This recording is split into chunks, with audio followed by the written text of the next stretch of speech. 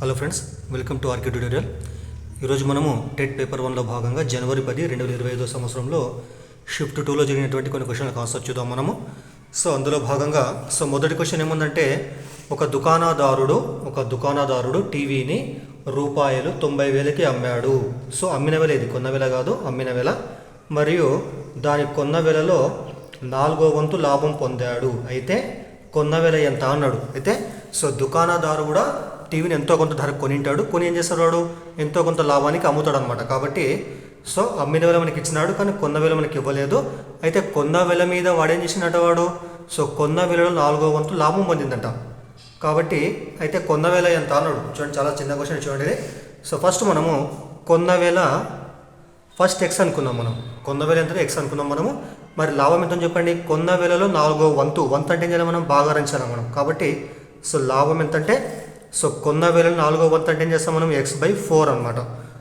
అప్పుడు వాడు అమ్మిన వెల ఎంత చెప్పండి, 90,000 రూపాయలు. అయితే ఇప్పుడు ఏం చేయాలి మనము, కొన్న వెల ప్లస్ లాభం రెండు కలిపితే ఏమొస్తుంది, దానికి అమ్మిన వెల వస్తుంది అనమాట. కాబట్టి ఎక్స్ ప్లస్ కొన్న వెల ప్లస్ కొన్న వెల లాభం అనమాట ఇది. ఈ మొత్తం ఎంత చెప్పండి, అమ్మిన వెలకు సమానం అవుతుంది. ఎంత చెప్పాడు, అమ్మిన వెల 90,000కి సమానం అనమాట. కాబట్టి ఈ రెండు సమానం చేసి ఎక్స్ కనుకుంటే వచ్చేది మనకి ఆన్సర్ అనమాట. వీటిని కాసా కడతాం మనం. ఎక్స్ కింద హారం ఏం లేకుంటే 1 తీసుకుంటాం ఇక్కడ మనము.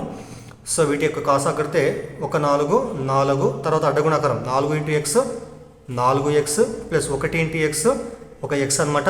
ఈక్వల్ ఎంత ఇక్కడ 90,000కు సమానం అవుతుంది.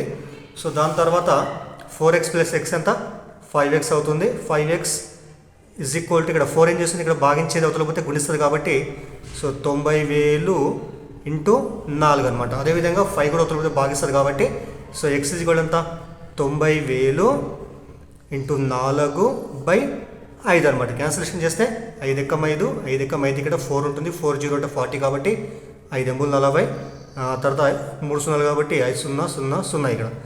అప్పుడు మనకు వచ్చినటువంటి విలువ ఏంటంటే x ఈక్వల్ టు 18,000 × 4 అనమాట.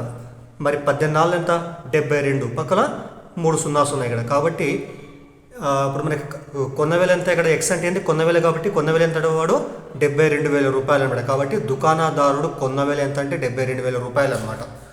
ఇందులో ఆప్షన్ 2 72,000 కరెక్ట్ ఆన్సర్ అవుతుంది అనమాట. అంటే వాడు 72,000 రూపాయలు కొని ఇందులో 4వ వంతు లాభం పొంది మొత్తానికి అమ్మిన వెల ఎంత అంటే 90,000 రూపాయలు అనమాట.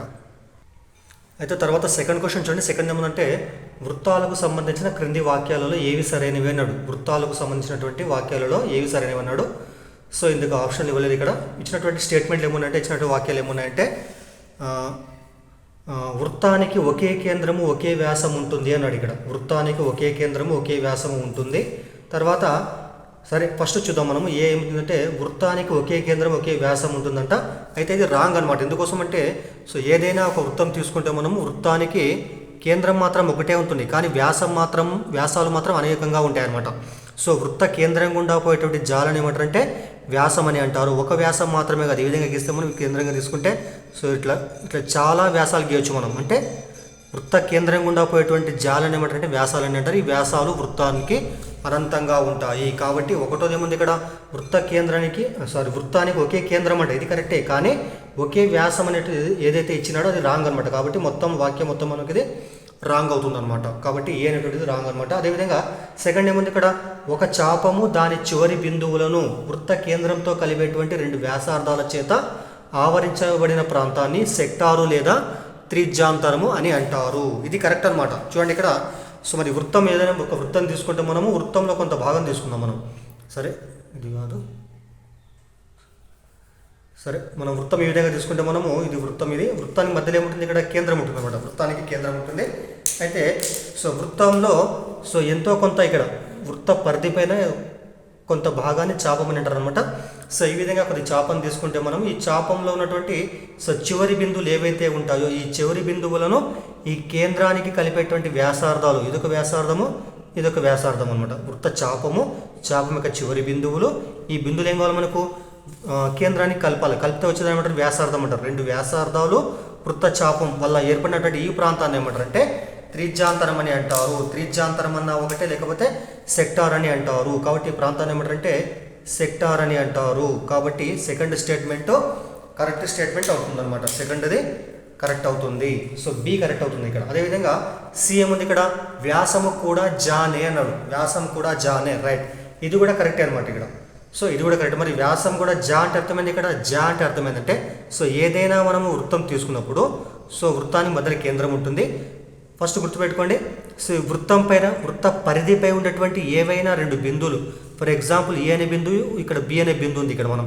సో వృత్త పరిధిపై రెండు బిందువులను కలిపితే వచ్చేటువంటి రేఖాఖండాన్ని ఏమంటారంటే సో వృత్తం యొక్క జాని అంటారనమాట. సో ఈ విధంగా ఏ రెండు బిందువులన్నా కానీ వృత్త పరిధిపై రెండు బిందువులు కలిపితే వచ్చేటువంటి దాన్ని ఏమంటారంటే వృత్త జాని అంటారు. అదేవిధంగా సో ఇటువంటి జా అనేటువంటిది వృత్త కేంద్రం గుండా పోతే దాన్ని ఏమంటారంటే సో వ్యాసం అని అంటారు. కాబట్టి ఇది కూడా జానే అవుతుంది, వ్యాసం కూడా జా అవుతుంది. కాబట్టి మూడో స్టేట్మెంట్ కరెక్ట్ అనమాట. కాబట్టి నేను మీకు ఇక్కడ ఆప్షన్ రాయలేదు, సరే ఆప్షన్ ఏమంటే ఏ సరైంది, బి సరైంది, ఏబి సరైనది ఉంటాయి అనమాట. కాబట్టి సో ఇక్కడ మనం 3 స్టేట్మెంట్లు గమనించినట్లయితే ఏ మాత్రం రాంగ్ ఉంది, కాబట్టి బి అండ్ సి కరెక్ట్ అనమాట.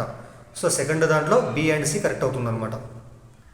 సరే థర్డ్ క్వశ్చన్ చూడండి. థర్డ్ క్వశ్చన్ ఏమందంటే రూపాయలు 7,500పై 10% వడ్డీ రేటు చొప్పున వడ్డీ సంవత్సరానికి ఒకసారి తిరిగి లెక్కగట్టగా 2 సంవత్సరాలకు అయ్యేటువంటి చక్రవడ్డీ ఎంత అన్నాడు. మీరు గుర్తుపెట్టుకోవాలా. సో ఇక్కడ ఏమిచ్చినాడు, ఇక్కడ మీకు చక్రవడ్డీ కనుక్కోవాలన్నాడు, ఇక్కడ చక్రవడ్డీ కావాలంట మనకు. అయితే ఏమిచ్చింది ఇక్కడ, వడ్డీ సంవత్సరానికి ఒకసారి తిరిగి లెక్కగట్టగా అన్నాడు. అయితే చక్రవడ్డీలో మనకు 6 మంత్స్ ఒకసారి, 3 మంత్స్ ఒకసారి, తర్వాత సంవత్సరానికి ఒకసారి వడ్డీ లెక్క కడతారనమాట. అయితే మనకి ఇచ్చిన మాత్రం సంవత్సరం ఒకసారి కాబట్టి చాలా ఈజీ లెక్క అనమాట ఇది. అయితే మీకు తెలియాలి చక్రవడ్డీ ప్రకారము సో మొత్తం ఫార్ములా చక్రవడ్డీ ప్రకారం మొత్తం A is equal to P into 1 plus R by 100 whole to the power of N అనేటువంటి ఫార్ములా ఉపయోగించి మనము చక్రవడ్డీ ప్రకారం మొత్తానికి అనుకుంటామన్నమాట. మనం మొత్తం అంటే ఏంది ఇక్కడ, సో ఏలో ఇక్కడ ఏముంటుందంటే ఏలో మనకు మనం తీసుకున్నటువంటి అసలు ప్లస్ వడ్డీ అనమాట. మనం ఇచ్చేటప్పుడు మనం ఏదైతే అమౌంట్ మనం వాళ్ళకి ఇస్తామో దాని ఏమంటారంటే అసలు మొత్తం అని అంటారు. సో మొత్తానికి ఫార్ములా ఏమంటే యాక్చువల్గా మనం తీసుకున్నటువంటి అమౌంట్ ప్లస్ వడ్డీ కల్పిస్తే దాని ఏమంటారు మొత్తం అని అంటారు అనమాట. సో దానికి formula A is equal to P into 1 plus R by 100 whole to the power of N అనమాట ఇక్కడ. అయితే ఇచ్చారంటే ఇక్కడ ఏముంది, ఇక్కడ 7,500 ఇది పీకి సమానం అనమాట. పి అంటే అసలు అనమాట. సో 10% ఏముంది ఇక్కడ వడ్డీ రేటు, ఇది ఆర్కి సమానం అనమాట. మరి మీకు ఇక్కడ కాలం ఎంత ఉంది, ఇక్కడ 2 సంవత్సరాలు. 1 సంవత్సరానికి వడ్డీ లెక్కిస్తున్నాం కాబట్టి మనము 2 సంవత్సరాలకి ఎంత అవుతున్నప్పుడు ఎన్ ఈజ్ ఈక్వల్ టు 2 అవుతుంది అనమాట. ఇది ఎన్కి సమానం అనమాట. ఎన్ అంటే number of times we're paying interest అనమాట. ఇక్కడ మనం ఎన్నిసార్లు సంవత్సరానికి ఎన్నిసార్లు వడ్డీ కడతామో అదనమాట ఇక్కడ. సో ఇప్పుడు ఏముంది ఇక్కడ మనకి ఏ ఈజ్ ఈక్వల్ టు పి అంటే ఎంత ఉంది ఇక్కడ 7,500 ఇంటూ 1 ప్లస్ ఆర్ అంటే మనకి ఎంత ఉంది ఇక్కడ 10. So 10/100 whole to the power of N అంటే ఎంత 2 తీసుకుంటాం మనం 2.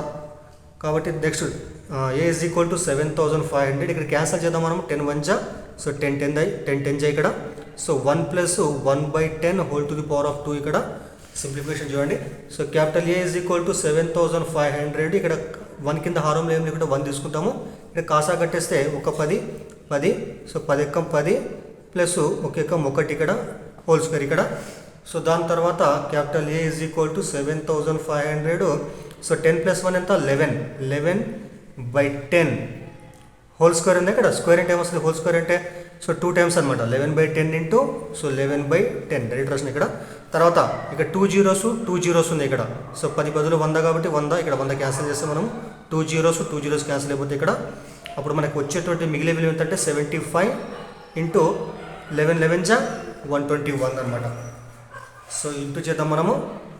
సో ఒక 5 ఒక 7 తర్వాత 2 75 ఎంత 150 వస్తుంది. దాని తర్వాత మళ్ళీ 1 ఉంది కాబట్టి 1 75 అనమాట. అప్పుడు మనకు వచ్చేది ఏంటంటే 5 7 తర్వాత 10 ఇక్కడ 9 ఇక్కడ అంతేనా, రైట్.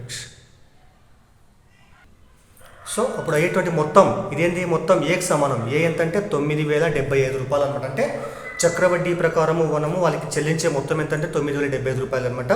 అయితే ఏలో ఏముంటుంది ఇక్కడ పి ఉంటుంది ప్లస్ ఐ ఉంటుంది, ఇక్కడ వడ్డీ ఉంటుంది ప్లస్ అసలు ఉంటుంది అనమాట. మరి ఏ అంటే మీకు ఎంత వచ్చింది ఇక్కడ వడ్డీ ఐ ఏమొస్తుంది, అప్పుడు I is equal to A minus P అనమాట. అంటే మొత్తం నుంచి అసలు తీసేస్తే మనకు వచ్చేది అంటే వడ్డీ అనమాట.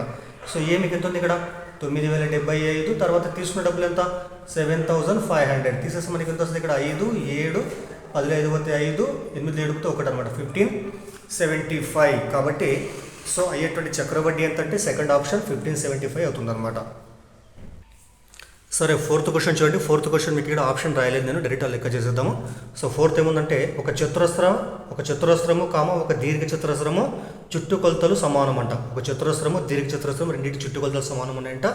అయితే మళ్ళీ ఏమిచ్చాడు, దీర్ఘ చతురస్రం యొక్క పొడవు వెడల్పులు 5:4 నిష్పత్తిలో కలవు మరియు చతురస్ర భుజం పొడవు అంత 45 సెంటీమీటర్లు అంట. అయినా రెండింటిలో దేని వైశాల్యము ఎంత ఎక్కువ ఉంటుందో అన్నాడు. ఇక్కడ మీరు ఒకటి గుర్తుపెట్టుకోండి, ఎప్పుడైనా కానీ చతురస్రము మరియు దీర్ఘ చతురస్రం రెండింటి యొక్క వైశాల్యాలు సమానంగా ఉంటే దాదాపుగా చతురస్రం యొక్క వైశాల్యమే ఎక్కువగా ఉంటుంది. సో వీటి యొక్క చుట్టుకొలతలు రెండు కూడా సమానం ఉన్నట్లయితే చతురస్రం యొక్క వైశాల్యం ఎక్కువగా ఉంటుంది. సో కాబట్టి ఇచ్చినటువంటి కండిషన్ ప్రకారం ఫస్ట్ లెక్కలు చేద్దాం మనము. సో దీర్ఘ చతురస్రం యొక్క పొడవు వెడల్పులకు నిష్పత్తి ఉంటుంది ఇక్కడ 5:4 అంట. కాబట్టి ఇక్కడ రాసుకోండి ఇక్కడ. సో L/B ఏంటంటే 5:4 అంట. నిష్పత్తి పోవాలంటే ఏం చేస్తాం మనము? సో L 5x అనుకుందాము. సో B ఎంతంటే 4x అనమాట. ఇవి దీర్ఘ చతురస్రం యొక్క పొడవు వెడల్పులు. అదేవిధంగా చతురస్రం తీసుకుంటే చతురస్రం భుజం ఎంత చెప్పండి? A మనకి ఎంత ఇచ్చినాడు ఇక్కడ? 45 సెంటీమీటర్ అనమాట. 45 సెంటీమీటర్స్. సరే, ఇక్కడ పటం ఇస్తే చూడండి. ఇక్కడ ఇది దీర్ఘ చతురస్రం అనుకుంటే ఇది L, ఇది B అనమాట. అదేవిధంగా చతురస్రం తీసుకుంటే చతురస్రం అన్ని భుజాలు సమానం ఉంటాయి కాబట్టి చతురస్రం అంటే తీసుకుంటే మనము దానికి భుజాలు అంటే సో ఏ ఇక్కడ అన్ని సమానం ఉంటాయి అనమాట. ఇక్కడ మరి వీటి చుట్టుకొలతలు సమానమా? సో అప్పుడు ఏమవుతుంది చెప్పండి? చుట్టుకొలతలు సమానం అంటే సో 2 × L + B ఇదేంది? దీర్ఘ చతురస్రం యొక్క చుట్టుకొలత చతురస్రం యొక్క చుట్టుకొలత ఎంత?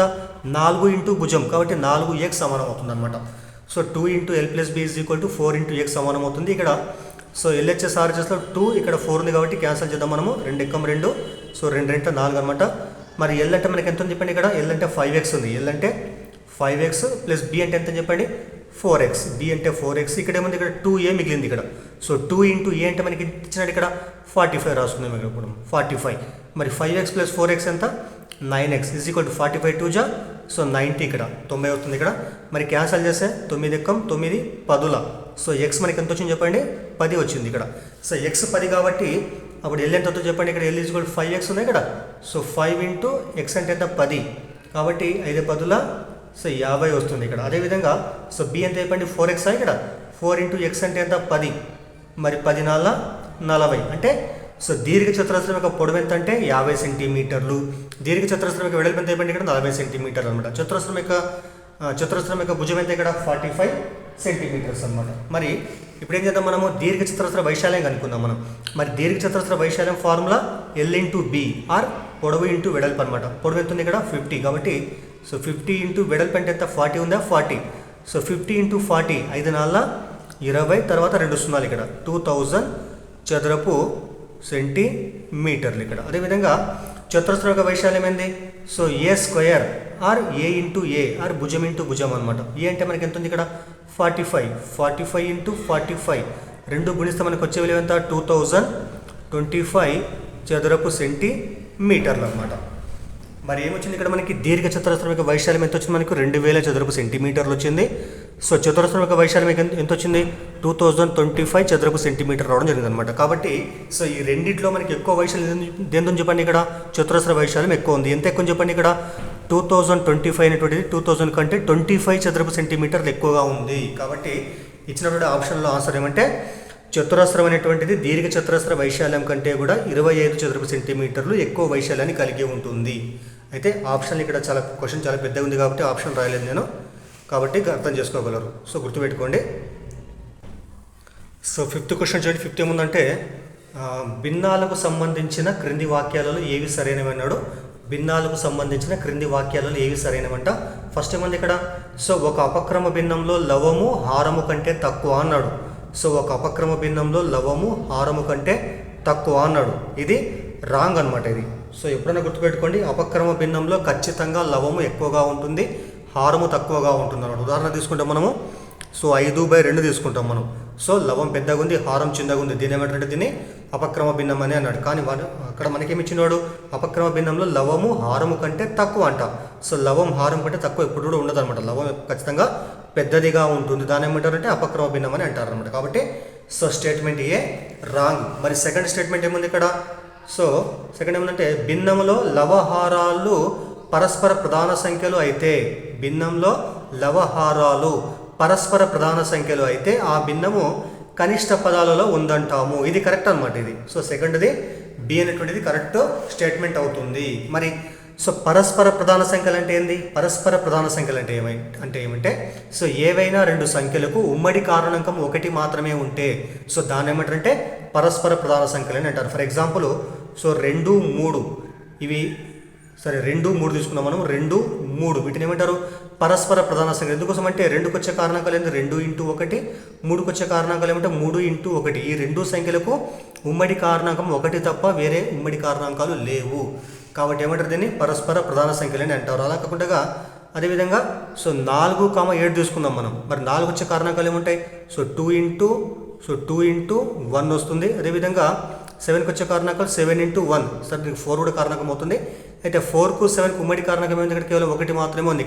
ఇక్కడ 4 మనకి ప్రధాన సంఖ్య కానప్పటికీ సో ఇక్కడ రెండు సంఖ్యలు తీసుకుంటే వాటికి ఉమ్మడి కారణాంకం ఒకటి మాత్రమే ఉంది. కాబట్టి అప్పుడు ఏమంటారంటే రెండు సంఖ్యల్ని పరస్పర ప్రధాన సంఖ్యలు అని అంటారు అనమాట. కాబట్టి సో ఫర్ ఎగ్జాంపుల్ 4/7 తీసుకున్నాం అనుకోండి.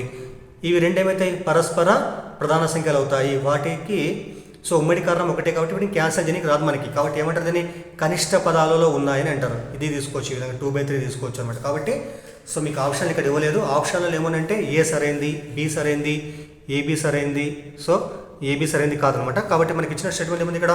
బి మాత్రమే సరైనది. బి మాత్రమే సరైనది కరెక్ట్ ఆన్సర్ అవుతుందన్నమాట. అయితే సో పవర్ లేకపోవడం వల్ల ఈరోజు వీడియో సరిగా కొద్ది క్లారిటీగా ఉండకపోవచ్చు. కొద్దిగా బ్రైట్నెస్ ఎక్కువ పెట్టుకొని చూడండి. మిగతా వాటిని రేపు చూద్దాం మనము. దయచేసి వీడియోని లైక్ చేయండి, షేర్ చేయండి. Okay, thank you.